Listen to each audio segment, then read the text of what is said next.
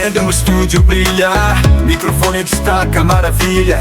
Da jornada em cada esquina, no imobiliário só adrenalina. Investimentos, edifícios no ar, cada história pronta pra contar. A urbanização tem mil encantos, no Imob Podcast a cada dia cantos. Bem-vindos ao Imob Podcast, onde tua mente vai pelo ar. Olá pessoal, bem-vindos a mais um Imo Podcast. Como estão vocês? Tudo bem? Pessoal, hoje eu quero passar um recado aqui para vocês, que o pessoal que nos vê e que tá sempre aqui no nosso canal e nas nossas redes sociais, quero agradecer a vocês pelas várias visualizações. Graças a Deus nós estamos tendo aí milhares de visualizações em todos os nossos vídeos, todos os nossos programas, mas não, a quantidade de pessoas que veem os vídeos não é a mesma quantidade de seguidores. Então eu quero pedir para vocês, se você está vendo esse vídeo aqui, se você gosta, nos dá essa forcinha aí, comece a nos seguir, isso é muito importante para o canal. Então vá nos seguir, vai lá no botãozinho de seguir, não custa nada, passa a nos seguir para vocês nos ajudarem aqui no Imo Podcast, no programa, tá bem? Muito bem, como nós nesses últimos 3 programas temos falado muito sobre imobiliário, e no último programa, foi um programa até diferente, onde eu falei sobre imobiliário, falei como consultor e como é que nós trabalhamos na consultoria mais profissional, tanto tempo que estou há quase 10 anos aí na consultoria imobiliária. Hoje o programa não vai ser diferente, vamos dar continuidade.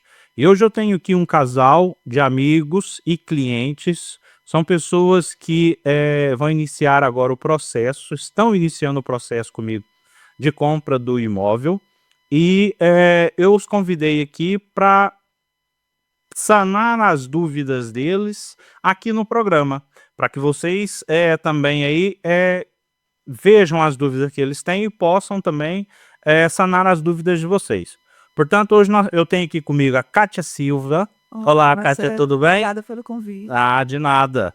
Nós é que agradecemos. E o Fábio Azin, certo, Fábio? É assim, né? Azin. Tudo bem, Fábio? Tudo certo, Marcelo. Obrigado a vocês por estarem aqui hoje, tá bem? Obrigado pelo foi inesperado, foi de última hora. E muito obrigado por vocês terem vindo. A gente que agradece. Que isso. Como eu disse para vocês, o programa de hoje vai ser um pouco diferente, que eu vou dar o tema, vou falar sobre o processo e as dúvidas que eles tiverem, eles vão me passar as dúvidas e nós vamos discutir. Eu vou esclarecer as dúvidas deles aqui, juntamente com vocês aí, tá bem?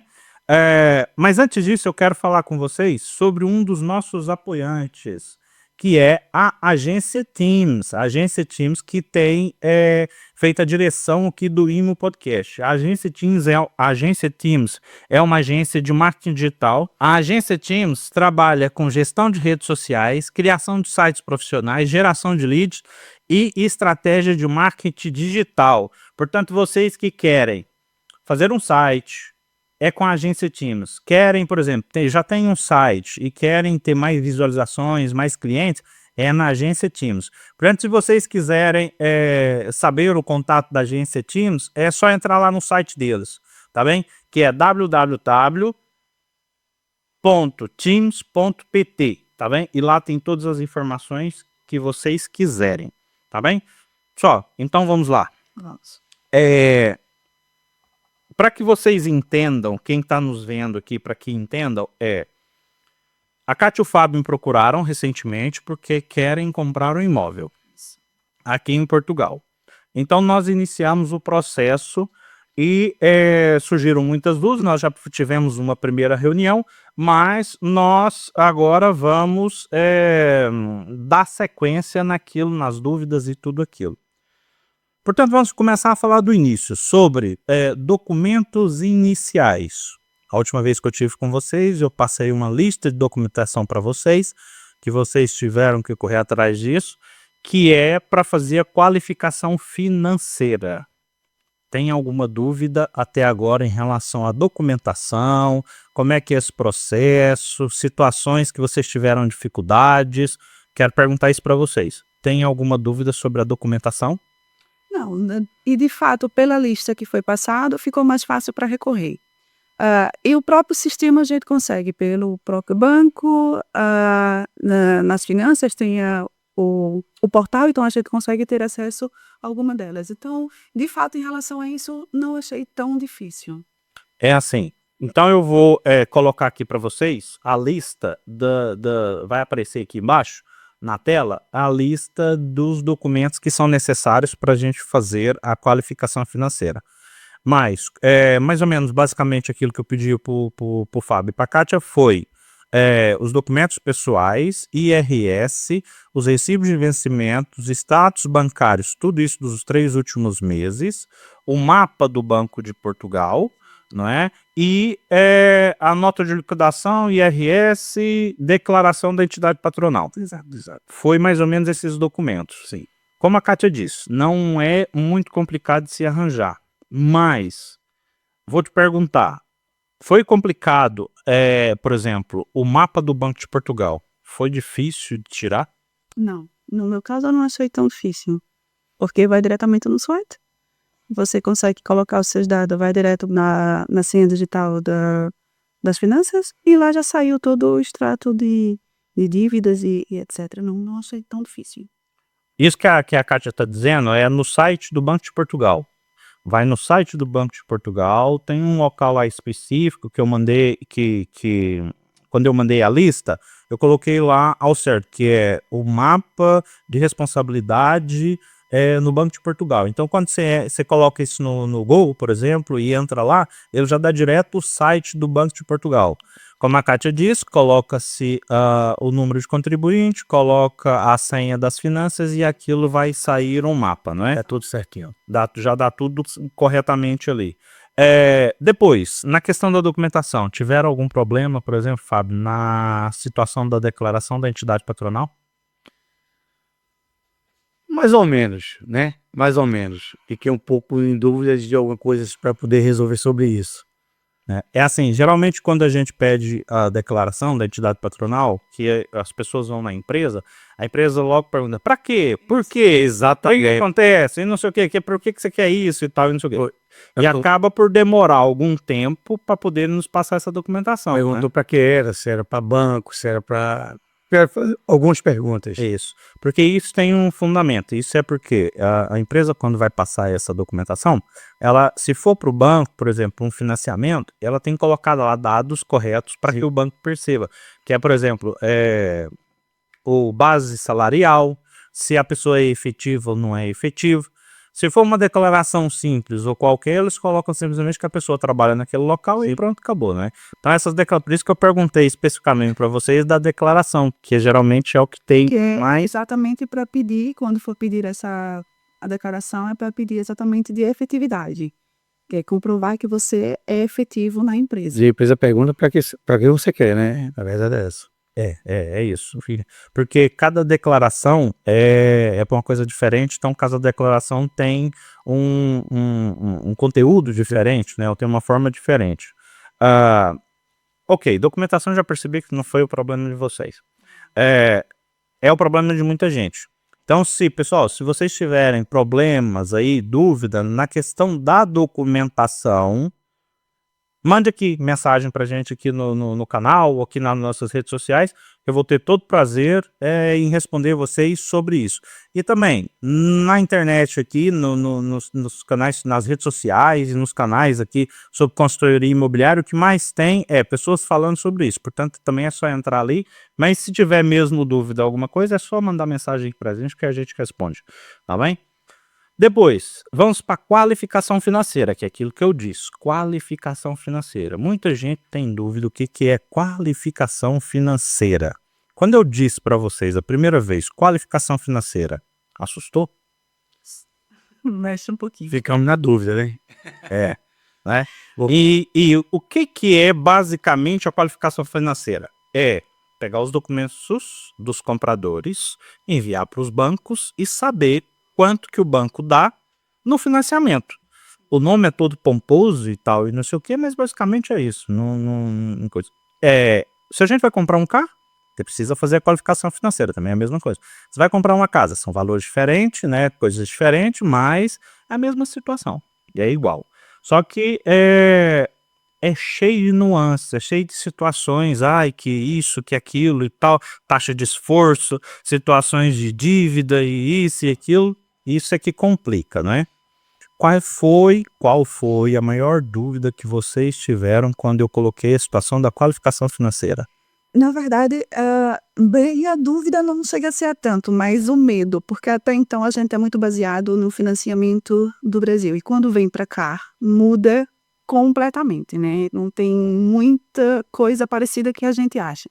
Então a gente acha que quanto mais a gente faz movimentação no banco e gasta-se e mostra lá que o nosso extrato é grande, que a gente tem o potencial de ter uma condição de financiar, aqui tudo muda.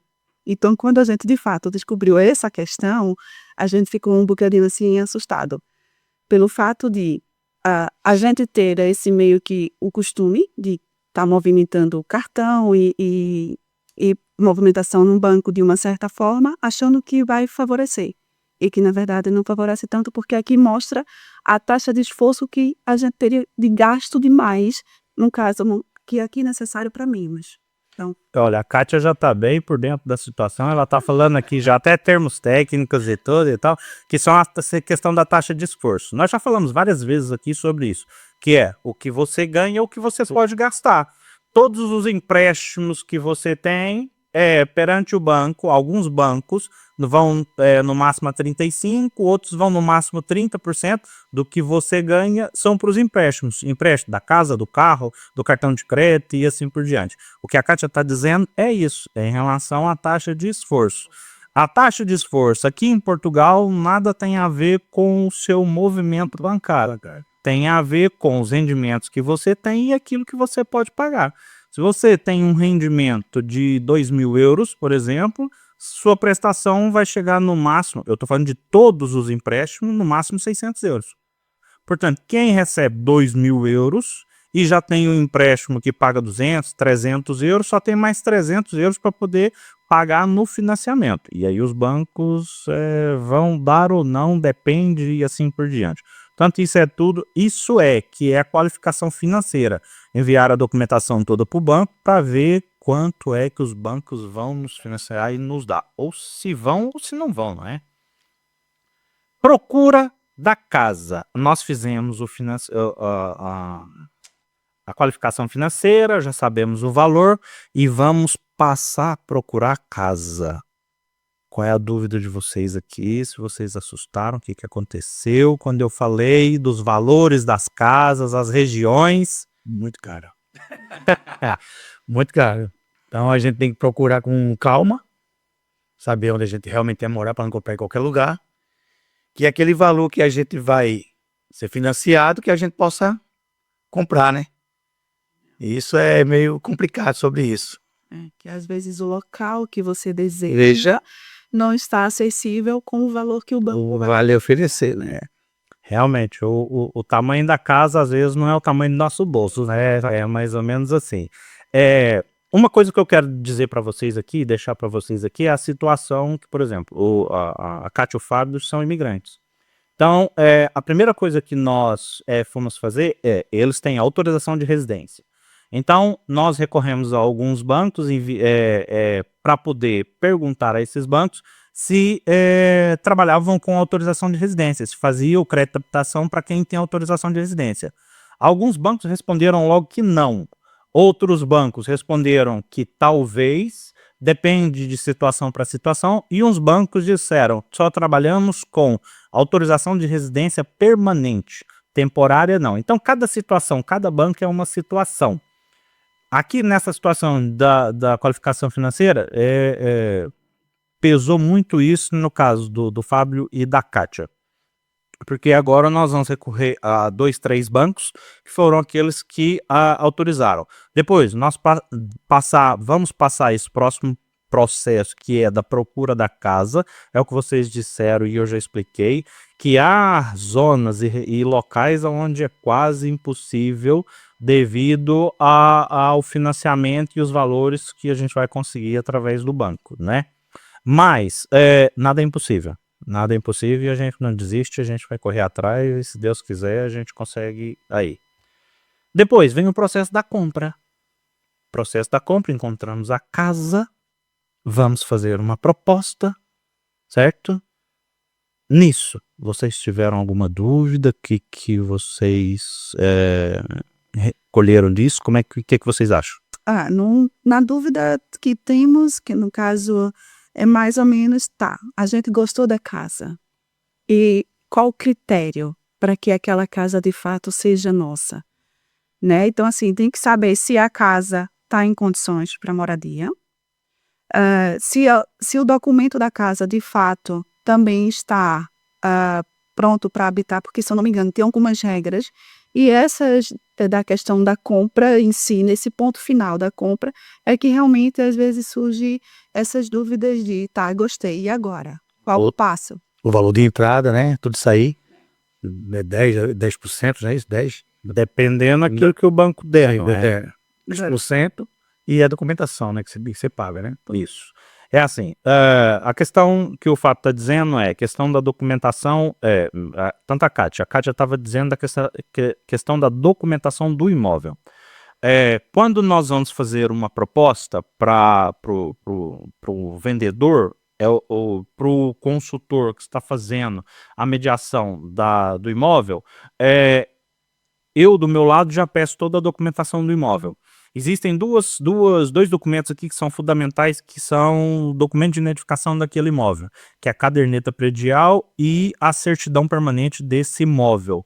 Lá vai constar tudo, quem é o proprietário, por quanto é que comprou, de quem é que comprou, e na certidão, por exemplo, vem se aquele imóvel tem dívidas ou não, se está penhorado ou não. Portanto, quando nós vamos fazer uma proposta, a primeira proposta, nós já temos essa documentação toda desse lado de cá. Sem isso, nós não avançamos, que é para o contrato de compra e venda. Nós chamamos de CPCV. Tá bem? Esse contrato é onde vocês vão dar a entrada. Por exemplo, o banco disse, nós vamos dar 90% para esse casal. Vocês precisam dos 10%, que é o valor de entrada. Esses 10% é feito na altura desse contrato. Fazemos a proposta é aceita, então vamos assinar o CPCV.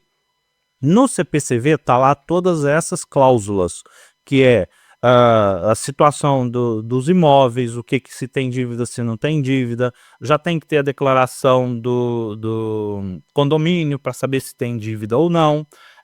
Quando vocês dão o valor tem que ser através de uma transferência bancária, tem o número do IBAN, tanto da conta de vocês onde vai sair, onde a conta que vai entrar e assim por diante. Está tudo lá descrito nesse contrato de compra e venda. A partir desse contrato de compra e venda, aí tem um período para poder se fazer a escritura, e nós avançamos para a escritura. E assim, na escritura, toda essa documentação tem que ser apresentada aos bancos, tanto que vai financiar ou aquele banco que já tem o financiamento daquele imóvel, toda essa documentação é apresentada, e o escrivão, a pessoa que aqui vai fazer a escritura, tem que ter toda essa documentação lá, inclusive a declaração do condomínio dizendo que não tem dívida. Porque se tiver dívida, vocês, os compradores, têm que assinar uma declaração dizendo que vão assumir aquela dívida. Isso tem que estar tudo especificado, porque senão não há escritura. Certidão permanente, caderneta predial, declaração do condomínio, documentos pessoais de vocês e o representante dos dois bancos. O banco de vocês que está emprestando para comprar o imóvel e o banco da outra pessoa que está vendendo o imóvel, que vai receber o dinheiro que falta. É tudo por intermediários, nada. Tudo assim, os cheques, os representantes do banco trazem os cheques, são os cheques, tudo certinho, né? Por exemplo, uma casa vai ser vendida por 100 mil. Essa pessoa ainda deve para o banco 50 mil. Ela vai ficar com 50 mil. Então, o banco que está financiando, vocês vão levar 2 cheques. Um de 50 mil para o proprietário que está vendendo a casa e o outro de 50 mil para o outro banco que ainda tem o financiamento. Vocês não recebem dinheiro, não recebem dinheiro, é tudo feito sim. A altura da escritura, isso aí é sagrado, nós não temos problema caso nenhum. Tudo entre banco do meio, né? Os próprios bancos resolvem tudo. Exatamente, para não ter problema. Como eu disse para vocês, não se assina escritura, não se assina nada se não tiver toda a documentação ali do lado. Tá bem? mais dúvidas nesse processo todo? Nessa questão dos valores, eles basicamente é padrão da taxa de documentação. Tanto pode ser uma casa de 300 ou pode ser uma casa de 100, o valor da documentação vai ser basicamente a mesma. Não, não é. O valor isso que você está dizendo são os documentos que é feito através das finanças. São as guias, nós chamamos de guias. Essas guias é de acordo com o valor da compra do imóvel. Se você for comprar por 100, você paga um valor. Se você for comprar por 300, é outro valor. Então, valores diferentes. Por isso que eu disse para vocês, na nossa primeira reunião, que, por exemplo, uma casa aí nos seus 200 mil, se tiver tudo certo, a média vai ser ali os seus 4 mil euros nesses valores dos impostos e das taxas de selo, dessas guias que são tiradas nas finanças para poder fazer a escritura. Essas guias significam que o imóvel não tem dívida nas finanças e que pode seguir para a escritura. Ok. Entendeu? Isso vocês estão qualificados e o imóvel está qualificado para vender. Essas guias mais ou menos significa isso. E tem esses valores, que são esse valor dessas taxas, que é essas taxas para poder fazer a escritura. Depois a escritura também depende de local para local. Tem uns que é 400, outros que é 600, outros é 700 euros e assim por diante. A gente tem que ver de acordo com isso. Certo? Certo. Mais alguma dúvida? No momento não. Assim, eu sei que vai surgir muitas dúvidas durante o processo todo e tudo isso, mas enfim, né? A gente vai tentando sanar aí para vocês tudo isso. Olha, vocês também que tiverem dúvidas aí, quiserem trazer as dúvidas de vocês, eu já disse para vocês, façam a pergunta aí, coloquem aí no nosso aqui no canal, que a gente vai responder para vocês aí essas dúvidas, ok? Agora eu quero falar com vocês também sobre um outro nosso apoiante, tá bem? Que é a Clínica Ed. A Clínica Ed é uma clínica de saúde e bem-estar, tudo num só lugar. Lá tem vários tratamentos de saúde na Clínica Ed, que é dentistas, nutricionista, massagens, tratamento avançado de pedicure, tem infinidade de tratamentos na questão da estética, depilação a laser, enfim, imensas coisas. Se vocês quiserem saber de tudo, é só entrar lá no site deles, que tem lá os contatos, os serviços todos, que é www.clinica-ed.pt, ok? Pessoal, quero agradecer imenso a vocês dois. A conversa foi rápida, tá bem? Mas é assim, qualquer coisa a gente volta aqui de novo e traz aqui. Se o pessoal tiver dúvidas, a gente coloca e a gente vem aqui de novo e coloca todas essas dúvidas aqui. Porque o processo decorrer todo vai haver dúvidas, isso tenho certeza. É isso mesmo. E eu vou trazendo o processo todo aqui para vocês, aqui eu vou explicando aqui o que aconteceu, se eles já compraram, quando eles tiverem a casa, trago aqui novamente, com certeza, né, para vocês explicarem aqui qual foi a sensação de casinha nova e tudo assim por diante. Tá bem? Pessoal, muito obrigado. Tá bem? Obrigado, Marcelo. Tudo bom. Igualmente. Pessoal, e vocês que gostam do Imo Podcast, gostam desse conteúdo, já sabem, nos sigam para o próximo Imo Podcast. Valeu e até a próxima. Luz acende, o estúdio brilha, microfone destaca, maravilha. Da jornada em cada esquina, no imobiliário só adrenalina. Investimentos, edifícios no ar, cada história pronta pra contar. A urbanização tem mil encantos, no Imob Podcast a cada dia cantos. Bem-vindo.